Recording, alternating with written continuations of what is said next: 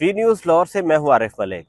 पंजाब हुकूमत ने 2024 से लेकर 2026 तक बहुत से प्रोजेक्ट शुरू किए हैं। 100 से ज़ायद प्रोजेक्ट्स वज़ीर आला पंजाब मरीम नवाज ने शुरू किए हैं।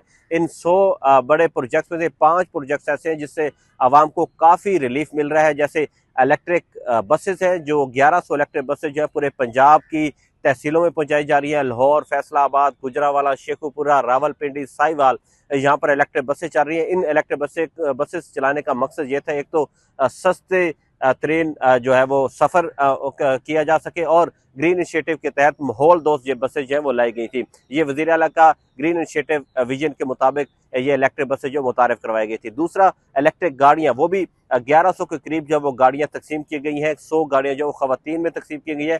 ख़वातीन को जो गाड़ियाँ दी गई उस पर 60% जो है वो हुकूमत खुद उसकी अदायगी कर रही है, और 50% जो है वो जो मर्द हजरात हैं उनको 50% इसमें रिलीफ दिया जा रहा है। उसमें इसके इलेक्ट्रिक गाड़ियां देने का मकसद यही है कि बेरोजगार नौजवान को रोजगार मुहैया करना है और माहौल दोस्त जो है वो गाड़ियां देना है। तीसरा प्रोजेक्ट जो है वो किसान कार्ड है। किसान कार्ड के जरिए हर किसान को हर फसल पर एकड़ जो है वो 30,000 दिया जा रहा है।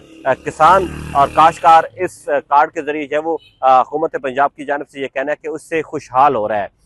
एक अपने घर अपना छत प्रोग्राम है, उसके जरिए हुकूमत पंजाब ने अब तक 91,000 जो घर बनाकर तमीर करके दे दिए हैं।